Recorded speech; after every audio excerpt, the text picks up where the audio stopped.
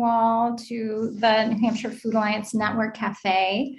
I am Erin Hale. I'm one of the project directors with the New Hampshire Food Alliance. Nicole, my colleague, is here from the Food Alliance as well. And for those of you who maybe haven't joined us before for a cafe, we have these monthly virtual cafe sessions to talk about any number of things that are happening in our food system right now. So this is an opportunity to learn from each other about what's going on, to ask questions. So we'll be hearing today from Eve Klotz and from Olivia Saunders, who are going to be talking about the Farmer and Rancher Stress Assistance Network today. But we imagine that many of you on the call may have experience and thoughts to add and examples of other efforts that are happening related to this topic as well. So we hope that these cafes are, a time for conversation and asking questions as well. So thank you. I did want to, just before we jump in, I wanted to share with you all UNH's Land, Water, and Life Acknowledgement. The New Hampshire Food Alliance is part of the UNH Sustainability Institute. And as we all journey on the trail of life, we wish to acknowledge the spiritual and physical connection to the Pennacook, Abenaki, and Wabanaki peoples that they've maintained to Nadakina, our homeland, and the Aki, land, Nebi, water, Alakwika, flora, Awasak, fauna, which the University of New Hampshire community is honored to steward today. We also acknowledge the hardships they continue to endure after the loss of unceded homelands and champion the university's responsibility to foster relationships and opportunities that strengthen the well-being of the Indigenous people who carry forward the traditions of their ancestors. So thank you. So I'm going to now turn it over to Eve, who is going to share a little bit. Eve, if you could introduce yourself a little bit and talk about your involvement with the Farm and Ranch Stress Assistant Network. And actually, if the rest of you who are online right now want to introduce yourselves in the chat, and you can put your name and your affiliation as well, that's helpful for us to all know who's on the call at this point. So Eve, I will turn it over to you and your lamb. Okay, and my Great Dane, who's very interested in him. So my name is Eve Klotz, and I'm a licensed clinical social worker. I worked in community mental health for 33 years and started out as a clinician and an educator, actually, and then moved into doing more administrative work in the last couple of years of my time there. And then I retired in December 2019, just before COVID, which was lucky. And my friend Olivia, who is our extension agent in this county, Carroll County, and I had the luxury of spending a lot of time together while she was living at my house for a while. And so we talked a lot about the stressors. I'm also a farmer. My husband is the real primary farmer here.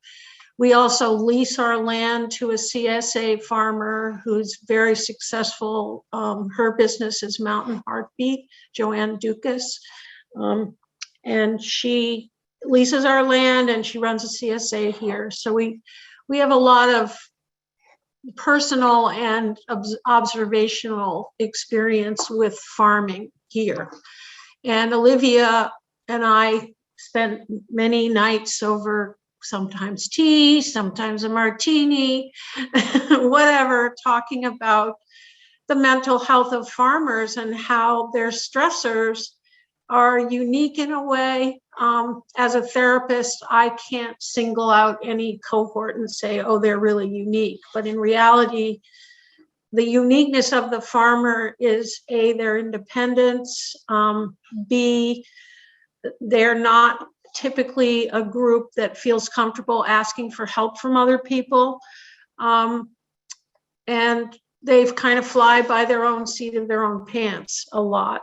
And so Olivia can talk more about how FRSAN came to be, but certainly the seeds of what this is, which is to try to provide some services to farmers that is flexible enough to work in their schedules, and also honors the type of work that they do and the lifestyles that they have, which are a little bit different from everyone else. And a lot of people kind of look at it and say, oh, why do you have 200 cows and you're so stressed out? Why don't you just sell your dairy farm and do something else? And sometimes it's a lifelong farm that is many generations, and that just isn't in their DNA to think like that. So instead, they sort of hold it all in and have hard times and rough patches around finances and passing their farms on or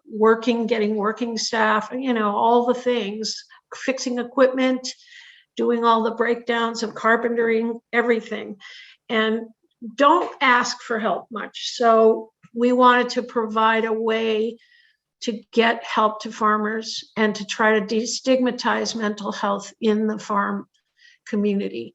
And then FRSAN came along. Olivia can talk more about that and how we're setting that up and I'll pipe in. But it's basically, we want to make sure that the farming community has, and in all its cohorts, has access as needed within flexible scheduling around the farm. And I'm one of the providers. Ray Connor is another provider. And we work together to kind of screen people and figure out who they should be seeing. We want to give them at least 6 sessions to kind of bridge them into serious services if in fact they have a severe mental illness, if they are just having mental health problems as a result of stress, which I would say is 80% to 90% the case. We want to give them something to get them through that rough patch in their time frames. So that's basically it. Thanks so much, Eve. Olivia, do you want to jump in now? Sure, yeah. So I was going to talk a little bit, give a little more context, although I think for me personally, this all started off with a conversation I had with Eve during the sort of height of the pandemic of, this is really stressful. How do you think the farmers are feeling? And she provided that context, which eventually led to the whole FRSAN program, I think. So sometimes those just one-on-one chats you have with people you're comfortable with could lead to a whole number of things and federal grants and all that good stuff. So why don't I just share my screen to help me get along here. Okay, so the FRSAN, the farm stress sort of efforts across the US have been growing over the years, and certainly the pandemic, highlighted stress in the US, not just within agriculture. But the farm stress programs have been sort of advocated by Willie Nelson's organization, Farm Aid, by National Young Farmers Coalition, and Farm Bureau, National Farm Bureau. They've been sort of advocating and trying to work on destigmatizing and providing resources. Farm Aid has a mental health hotline, a suicide hotline that farmers can call, and they've had that for many years. So this had sort of been rising over the years, and then the pandemic came and there was a big influx of funds available to set these networks up in each state. So you can see the logo soup at the bottom here. These are some of our partners we work with on this program in New Hampshire. We developed a great team within Extension, but we have a bunch of other folks, including other farmers on the team that helps us sort of organize the project and also help provide that direct technical assistance that I'll get into. So the project we have right now, the $500,000 that we got from the federal government, was through a congressional appropriation at the national level. And so they, at the national level, recognized that there was additional stressors from the pandemic, and this was stressing both producers and the supply chain, farm workers, farm owners. And so they allocated that money to each state in the US. And that went through the Department of Agriculture, the state's Department of Agriculture. And so we in Extension are kind of the leads on the grant in collaboration with the New Hampshire Department of Agriculture.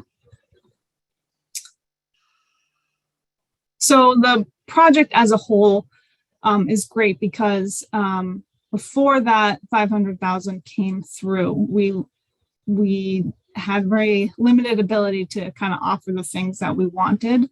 And that's mostly that direct technical assistance to growers, whether that is the mental health piece or some of the other items that might be giving them stress, like financial or legal issue, or they're in a dispute and they need mediation. So who's going to pay for all of that? So this money provides that direct TA to farmers, farm workers. There's also a resource library, and then we have this sort of peer-to-peer mentorship program that I'll talk about. So this was just a nice little image I liked when we think about mental health, and I think Eve can speak to this more, but we really wanted this umbrella approach, right? We recognize that if we have a meeting for farmers that is, let's talk about your mental health, right? Not many folks are going to maybe sign up for that. We want to take this umbrella approach that there can be many reasons that might give a farmer stress, right? It's not just the weather, could be any sort of thing. There's many things that affect our mental health or mental well-being. And so taking this sort of umbrella approach to how we think about mental well-being and how we are putting these offerings together. And Eve, I don't know if you have anything else to add there.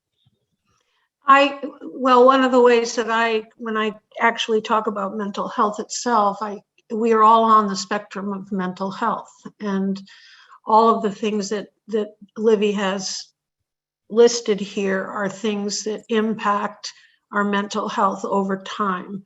And there are some people who have a biological disposition to what I would call a mental health illness, which is, codified by DSM, which is the Diagnostic Statistic Manual. But the majority of mental health problems come from all of these other areas: social, emotional, ways of thinking, or, cognition of situations, life circumstance, values, beliefs, all of that enters in. And a person who has serious mental illness, which is diagnosable, which I think is what stigmatizes the whole area of mental health and worries people. I don't want to be labeled with something. That is not typical, in my view. You hear, well, X percentage of women have depression. Well, that's true, but clinical depression has its own way of defining, and it's much more serious than what we normally have when we just feel low. And so we wanted to capture all of that, because certainly a person who has a serious underlying mental illness can present very well, can work really hard, can have a very successful life. But when all of these other attributes come in at once, which a lot of times it does with farming, then it might trigger a serious mental illness symptom. And so when Ray and I, and it's also Amy Delisle, who's going to be doing work with family systems, when we look at people and talk to people, we want to kind of sort out, is this an underlying thing that's being triggered, or is this just life sucks right now and I'm done, I've had it, I've had enough, and I cry all the time and I can't sleep, and is it just that? And that's not just, it's, is it that? And what can we do to help that? And if it's the other thing, if it's the underlying mental illness, which is getting triggered all the time by all these things, then we would refer that person to, I can't prescribe. I have an LICSW, but I can't prescribe. So I would refer to a nurse practitioner who does have psychiatric ability and certification, or to a psychiatrist, or to somebody, or a primary care doctor who can give, if I think it's of unipolar depression, who can give medications for that. So we're looking at it from lots of different ways. And I think the percentage of people that we're going to actually identify with serious mental illness will be relatively small in comparison to all the people that we see. And so we're assessing for all of that, and then trying to network people to what they need. And it might include, for instance, if whatever is going on that's keeping somebody from sleeping well and eating well and doing all those things, which is depressive symptoms, is there something financial going on? Is there a relationship issue that's going on? Do they need legal help? All of those things we can network them to and say, these are situations they're situational, and it's triggering this mental health issue. So that's we look at it in a very holistic way. That's a long-winded way to say we look at it in a holistic way. And we want to destigmatize it from the fears that people have of big titles like schizophrenia or bipolar disorder or clinical depression. We want to feel like, this is all part of the spectrum of mental health, and we want you all to feel comfortable asking for help when you need it, because help when you need it can really make a difference. Right. I love what you say, Eve, about the spectrum. And even I think we are doing a better job within the ag service provider realm with other extension folks. We talk about it a lot more too within our own cohort. And so that makes it a little bit more comfortable. And then we can talk to our growers that we work with about, how are you feeling? How are you doing today? And just kind of normalizing it, right? It's not like you have a mental health problem. It's just, we're all on a spectrum, and different days feel differently. And so how can we help with that? I'll move forward to the next slide. So we did, what was shared with us was the New Hampshire Suicide Prevention Report. And this is from 2020. So the numbers might look a little different now, but this is just to show there's the green bars are the New Hampshire suicide death rate, and the orange are the national average. So we're a bit over average in New Hampshire, and this is broken out by age, I believe. And then also in this report is the overdose death rate in New Hampshire, and you can see the red bar is quite higher than the national US average. National or American Farm Bureau Federation has also been dipping their toes into farm stress and farmer mental health for the last number of years. And so they did a survey that was released this past December, and they were looking from the period of April 2019 through December 2020, what the differences were within farmer mental health and the perception amongst both farmers, farm workers, and rural people in the US. And they are seeing that perceptions are changing. So Farm Bureau has a campaign at the national level on, I think it's called Farming Together, and encouraging folks to talk about mental health. And so I think through some of their work, and just it's becoming more normalized to talk about mental health. So there is less stigma within these communities, but it still exists. Here's another, I just pulled a few bullet points from their full report, which I can share with you all. These were just two that I found interesting. Majority of rural adults and farm workers are experiencing more stress and mental health challenges compared to a year ago. Younger adults are more likely to say they're experiencing stress and more likely to seek help for that stress. So we have more stress, but we also have maybe that stigmatizing around mental health is going down, or at least going in the right direction. So the reason that stigma is so important is if we can reduce the stigma, normalize it, then folks may be more eager to seeking help, getting a prognosis, asking for help. So this is where that like campaign and talking about it within all communities is so critical. So I did want to share a few examples of how we were trying to do this in New Hampshire. So this was a campaign that we released last spring, I believe is about a year ago. We did a big social media push. We sent out some postcards to some folks that we thought maybe weren't on social media because we wanted to make sure we reached a wide audience of our growers.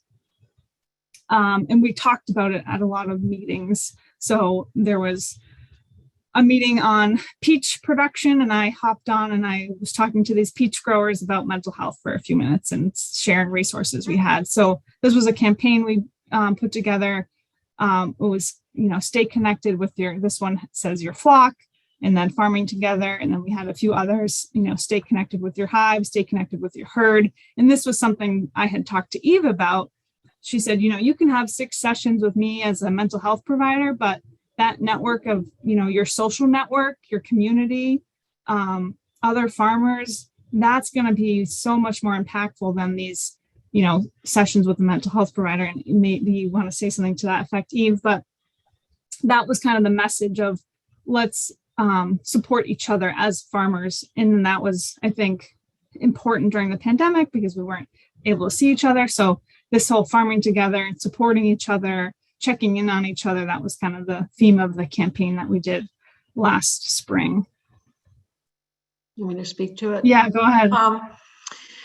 So there's kind of an interesting shift as I see it. Young farmers who are coming up and coming are, first of all, a different generation. And so they seem much more willing to get help. And they also are collaborating more, which I see is a really wonderful shift. Other than the Farm Bureau and the annual meetings once a year and all of that, the older cohort of farmers are pretty individualistic. And there's also, I think, a competitive feeling among some. So one dairy farmer may not feel good about talking to his,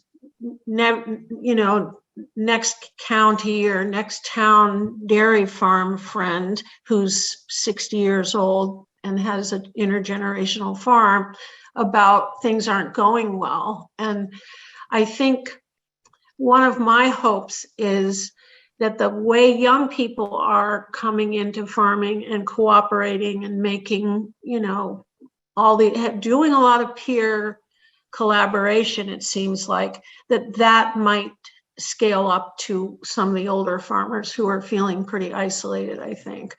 I remember when my husband we were raising raspberries and strawberries and vegetables and doing it, all that stuff on this farm. This is many years ago. And we were the only game in town. And it was not a time that food was, you could go to Hannaford and get strawberries. I remember the year that we worked so hard to get our strawberries ready to pick.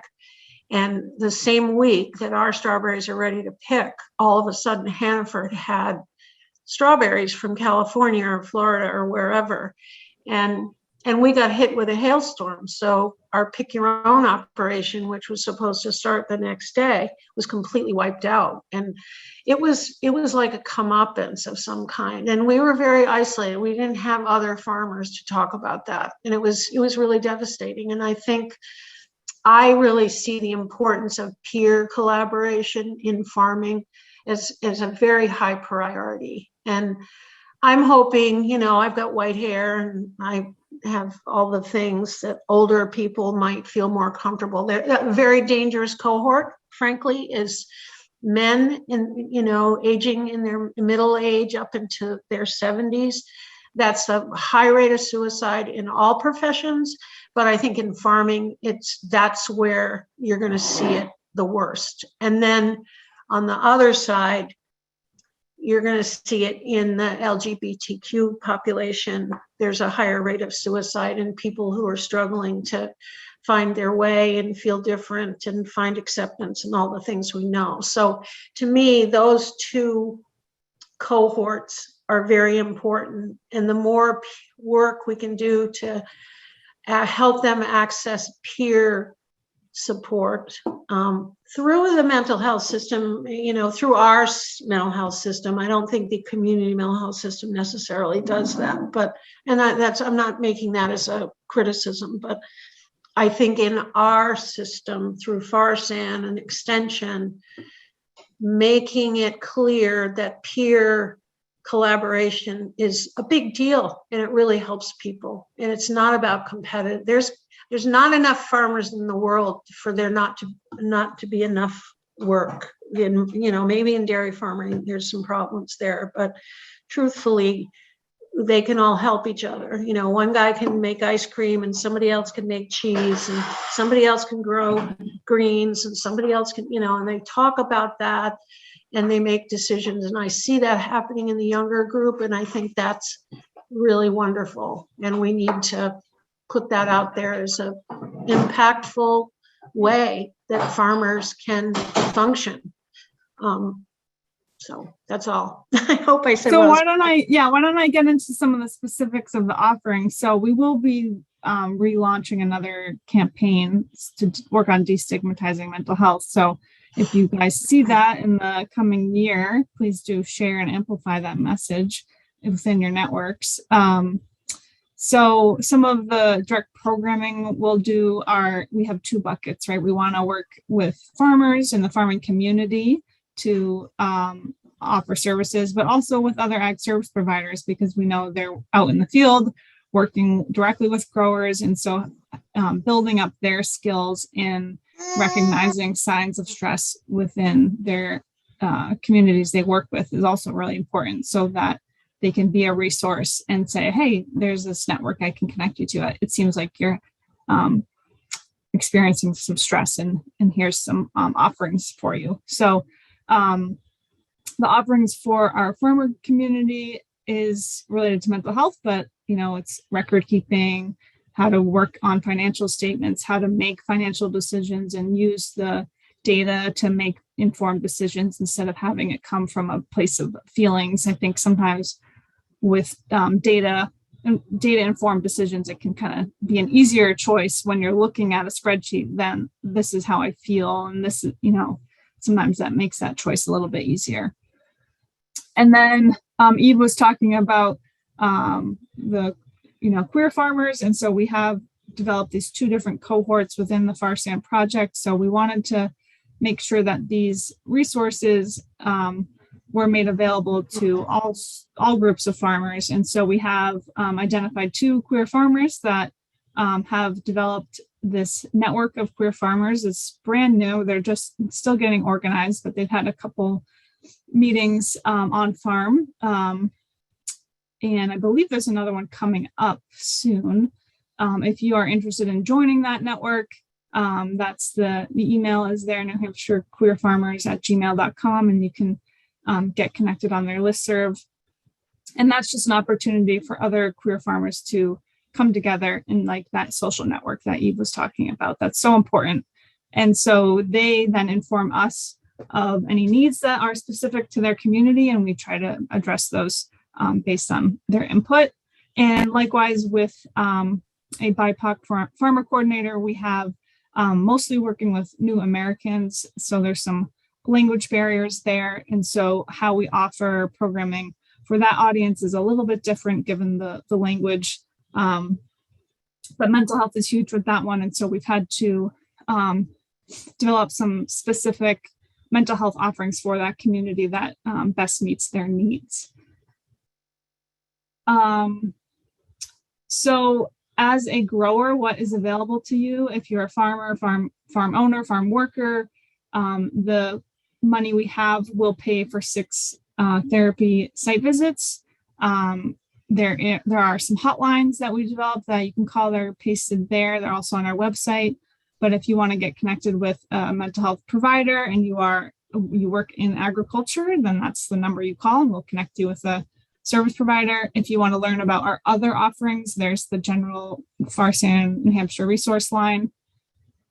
So if you need help, you want to get connected with an accountant, you want to get connected with a lawyer, you want to work on succession planning, you want to work, any of that stuff that you would call the FRSAN resource line. We also are working on, there's been a few podcasts developed related to understanding legal topics in agriculture. Those are already on our website. Some of these things are still getting built out, but will be continued to be put onto our website, on the Cooperative Extension website.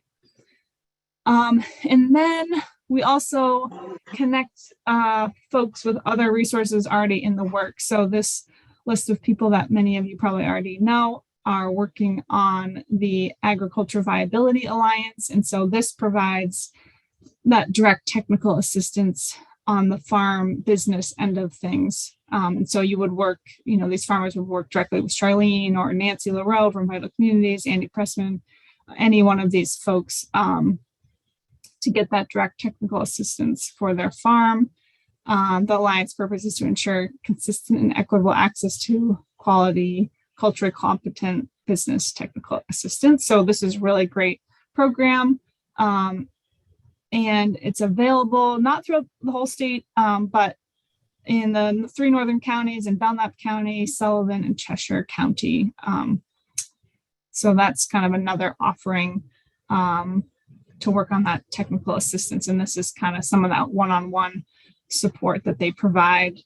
And I think we're getting to the end of my slides here. We do have an ag business team in extension. These are the 3 folks that are on there now, hopefully hiring another one soon to join the team. And they would help with any of these things on this list here. So I might stop the share here and let's see if there's any questions in the chat, or if there's any more questions about the program. Thank you so much, Olivia and Eve. Yeah, so we now have plenty of time for questions. We don't, unfortunately, I don't think Josh Marshall was able to make it today. We'll talk a little bit more about that program in a minute, but we have plenty of time for questions. Feel free to just unmute yourself if you've got a question, and we can, have a conversation. You can also feel free to put any questions in chat. If you'd like to raise your hand, you can do that. Well, Erin, you reminded me about the farmer cohorts that we're trying to start. So I did mention we have the BIPOC cohort, we have the queer farmer cohort, and then Farm Bureau has also on board to help us set up these sort of farmer cohorts, that sort of peer-to-peer mentoring. So if you have growers that you work with that are interested in being a farm mentor, or someone that maybe would benefit from that mentorship.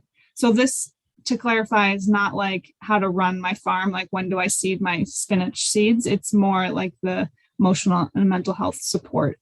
And there would be some training available if you were interested on either end of that. So that's kind of the gist of what Farm Bureau will be doing, is setting up another cohort within the Farm Bureau wing of things. Wonderful. Thanks, Olivia.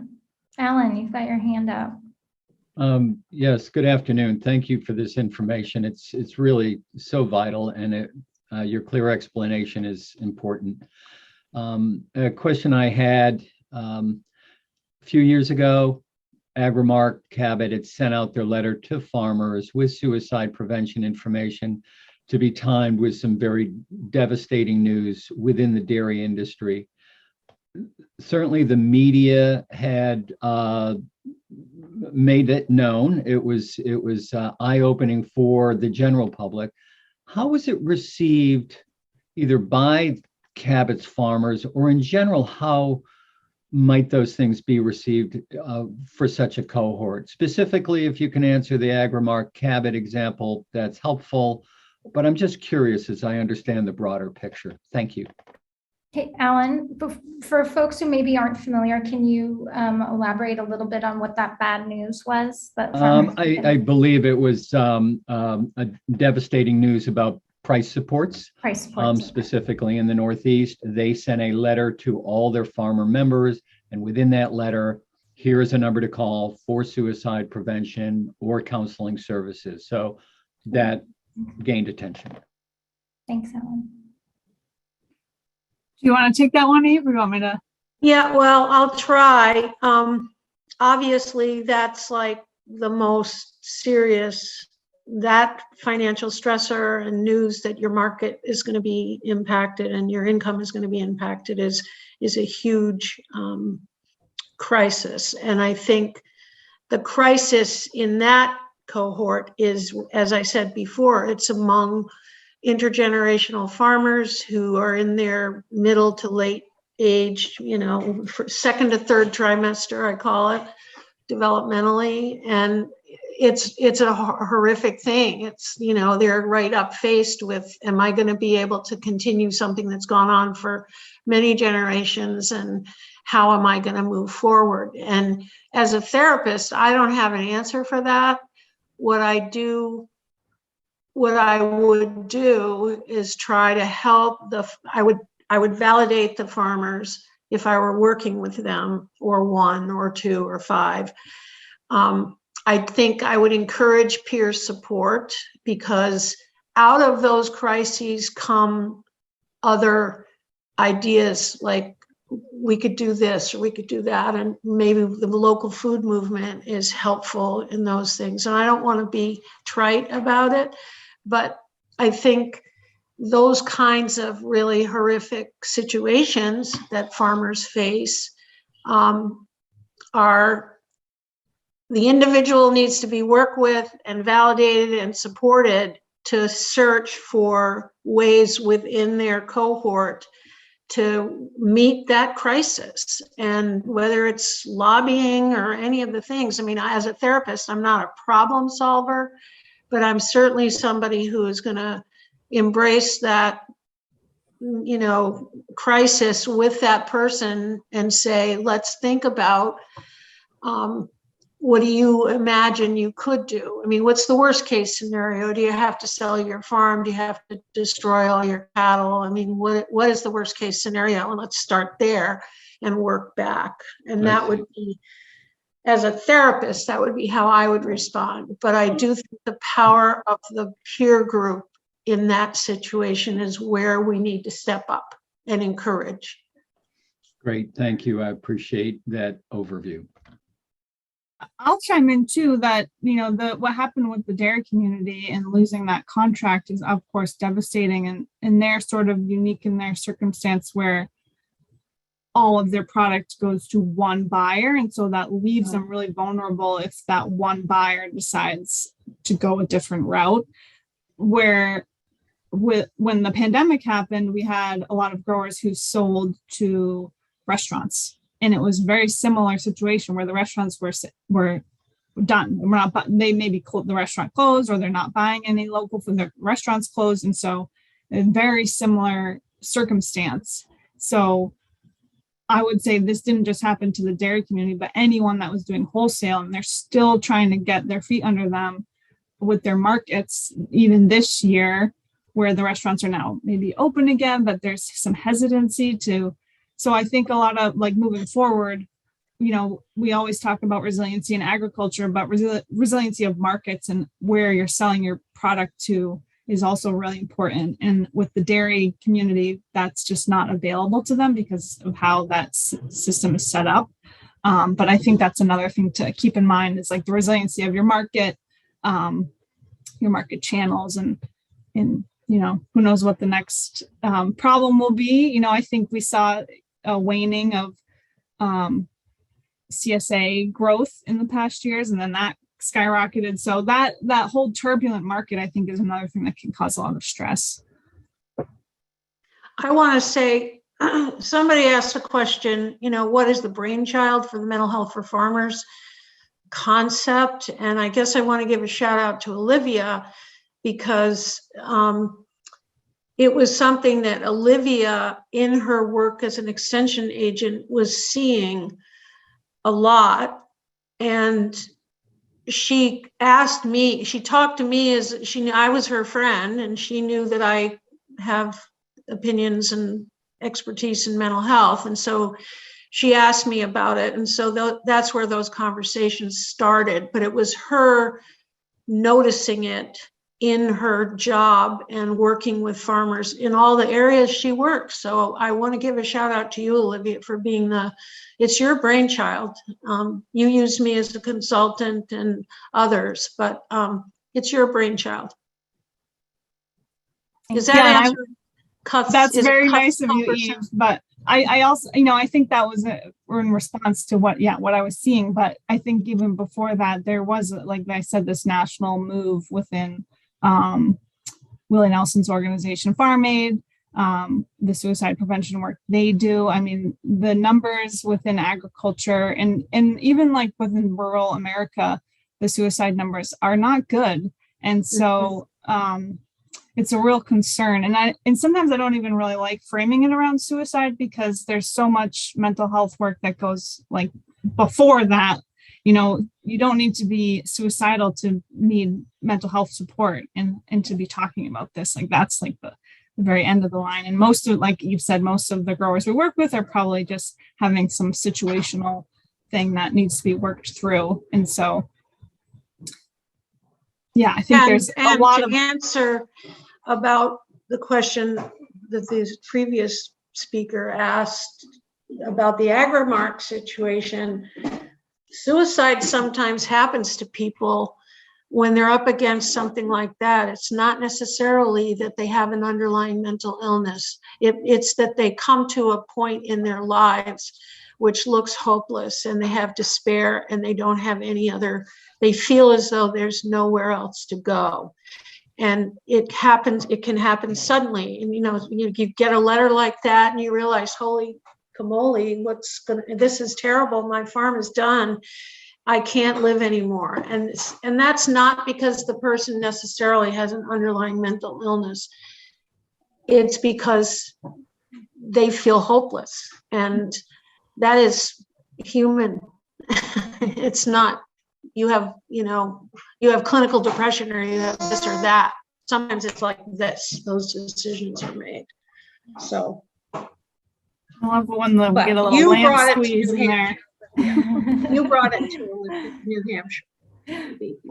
Anyway, we're going to lighten this up. The little lamb, so cute. Do we have other questions for Olivia and Eve? I guess I have a question for all of you who are on just here on the call.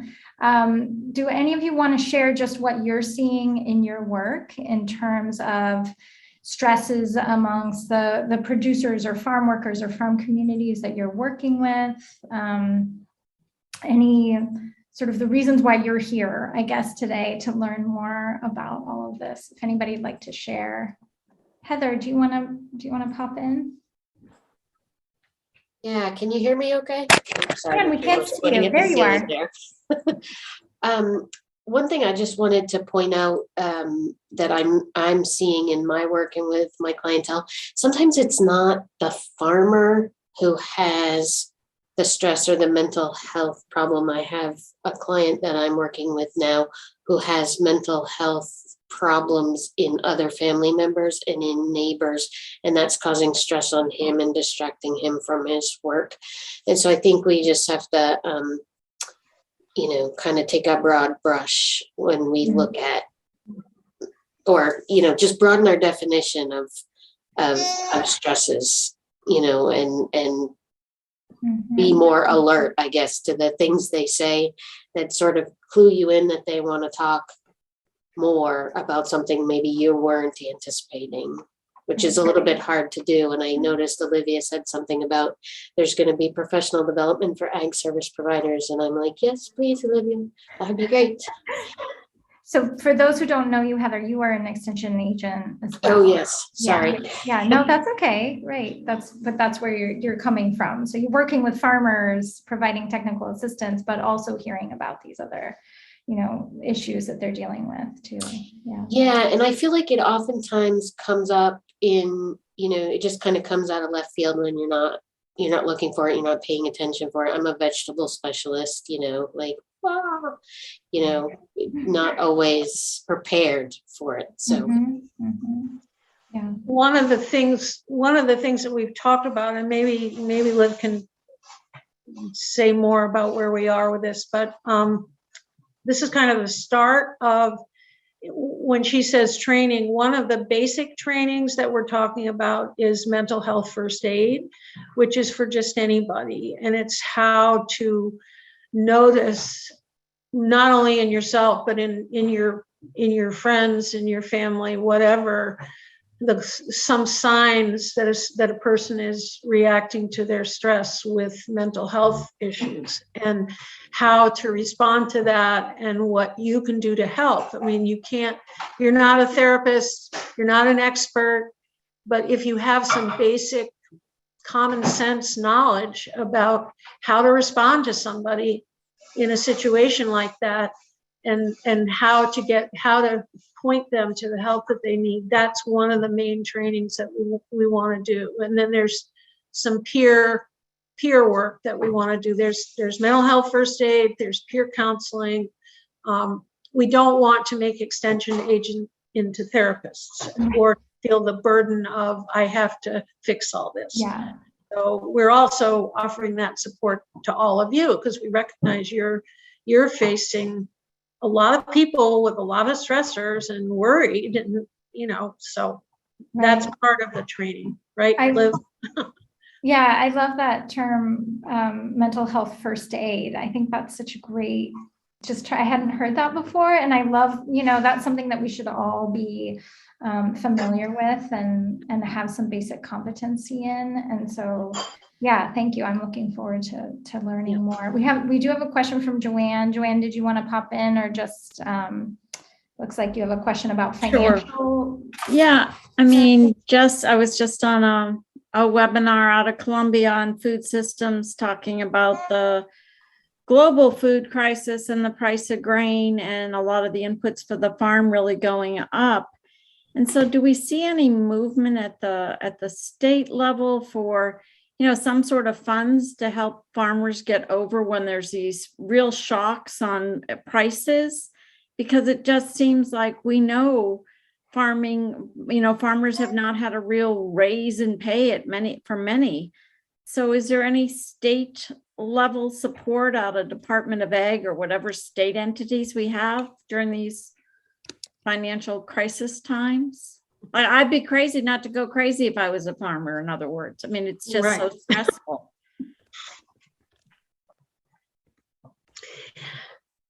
Yeah, I can't speak to the state. No, I can't speak to state efforts. I mean, this program that we're launching is part of a regional network, the FRSAN Northeast. And so there's a similar offering in each of the states through FRSAN Northeast, and I'll put the link to that in the chat. And I know we have great support from our Commissioner of Agriculture for this project, and he's definitely in support of the work we're doing, and glad that we're here. But other than that, it just, we so many of us have Peter. We have Peter Bixby on the line. Do you want to jump in? In terms of support from the state government is not very nimble in terms of being able to provide financial support. The process usually involves both legislation and getting a lot of people to agree who may not. So it's more likely that aid from that would come from the federal level, and then probably possibly get channeled through the Department of Agriculture, the State Department of Agriculture. But I haven't heard of anything from which doesn't mean that I don't always have my ear to the ground, but I haven't heard anything at this point about federal support for grain, for the increases in grain prices.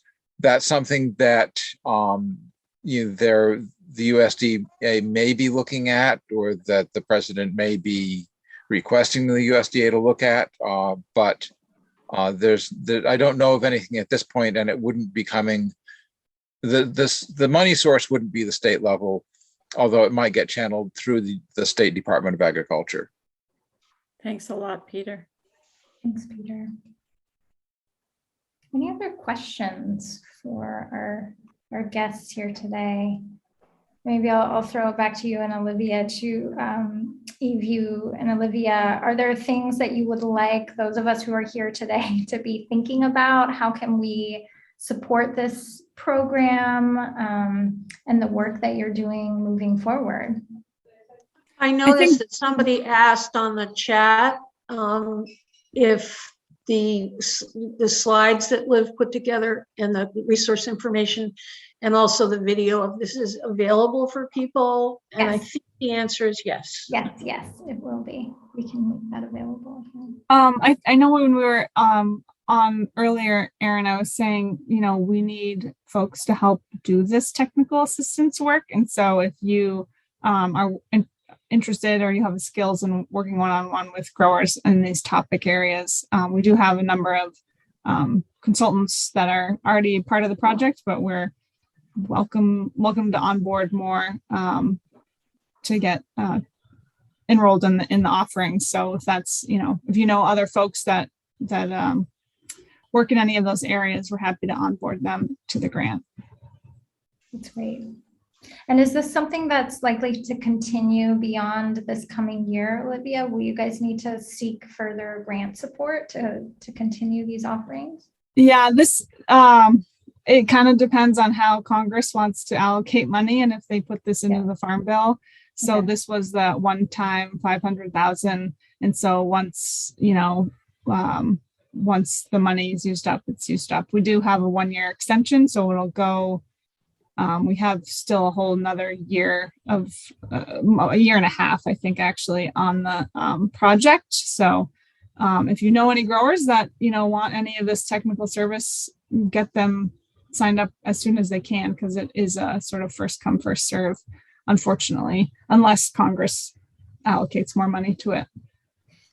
I also think, I may be being a little Pollyanna here, but I also think if we have good success with this, it's kind of a seed grant. And if we have good success and there's a lot of people saying this is a really great thing, that there's more likely to be more money for it, both from the state recognizing it, the ag department recognizing it, and people need to lobby the feds and all of the things you're supposed to do. But if we find some success here, I think we make a difference. Right. Like encouraging people to participate. We talk about this a lot, get people to participate in SNAP, right? And all of these other benefits. We know it's needed. And I think we can all work together to make sure that people know about it. And so we can demonstrate that it's being helpful. Yeah, that's great. Thank you. Well, good. I'm not seeing any other questions in the chat. I want to thank both of you again so much, Olivia and Eve, for being with us today, for all your amazing work on this project. I will say that we will make the slides and recording available. So if you're on the email list, you will get those. I will put in a plug for our next network cafe coming up on, I believe it's May 4th, I think, the first Friday in May. We will be discussing the 21-day racial equity challenge. And actually, that would be another great thing to put in the chat, Nicole, if you don't mind. So starting this coming Monday, and Joanne, I don't know if you want to give a quick plug for that. I don't want to put you on the spot, but just yes, by all means, please join the organizers. Racial Equity Habit Building Challenge. It starts Monday, and actually the first Friday, the May Cafe will be Friday the 6th. Friday the 6th, thank you. Yeah, Thank no you. problem, I haven't gotten but, quite that far ahead. So we encourage everybody to join the 21-day racial equity challenge, focusing on food systems, but really every part of our lives. And at the end of that challenge, our May Cafe will really be a time for us to come together and think about racial equity and how we're moving toward equity here in the food system in New Hampshire. So thanks to Joanne in advance for helping to organize that. And of course, we have Thanks, Nicole, for putting in the chat another plug for our New Hampshire in-person annual food system statewide gathering that's going to be on May 13th in Plymouth. So lots of exciting things happening this spring. Thank you all so much for making the time to be here today. Thanks again to our presenters. Take care, everybody, and have a wonderful weekend. We'll see you soon.